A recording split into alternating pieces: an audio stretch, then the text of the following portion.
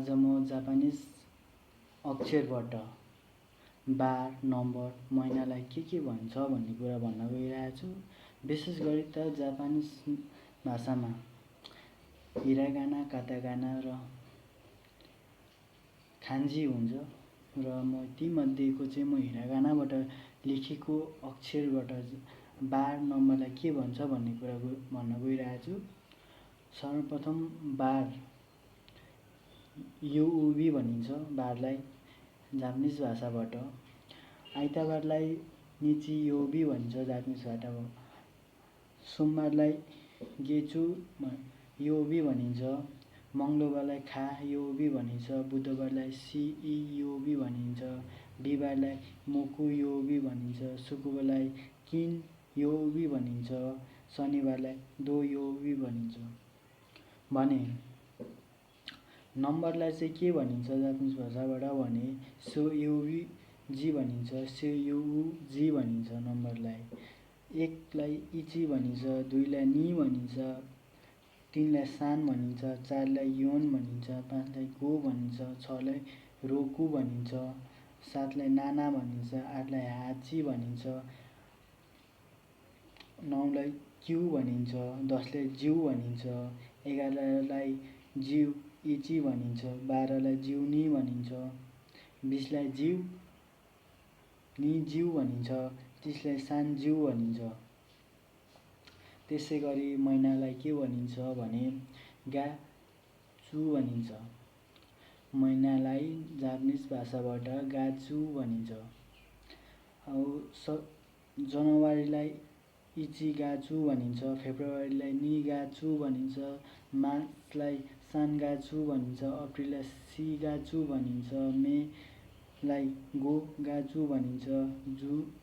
जुनलाई रोकुगाचु भनिन्छ। जुलाईलाई सिगाचु भनिन्छ। अगस्तलाई हाचुगाचु भनिन्छ। सेप्टेम्बरलाई कुगाचु भनिन्छ। अक्टोबरलाई जिउगाचु भनिन्छ। नोभेम्बरलाई जिउ इची भनिन्छ।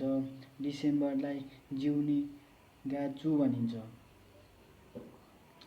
यी कुराहरू चाहिँ जापानिज भाषाको हिरागानाबाट लेखिएको कुराहरू हो र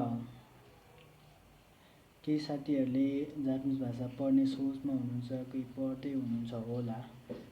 पढ्ने साथीहरूलाई यो चाहिँ एकदम भिडियो इम्पोर्टेन्ट हुनसक्छ र अब चाहिँ यहाँ जापानिज भाषाबाट बारलाई के भन्छ भन्ने कुरा पनि देखाउन गइरहेको छु। बारलाई चाहिँ योबी भनिन्छ। आइतबारलाई निची योबी भनिन्छ। सोमबारलाई गेचु योबी भनिन्छ। मङ्गलबारलाई खा योबी भनिन्छ। बुधबारलाई सुई योबी भनिन्छ। बिहिबारलाई मोकु योबी भनिन्छ। शुक्रबारलाई किन योबी भनिन्छ। त्यसै गरी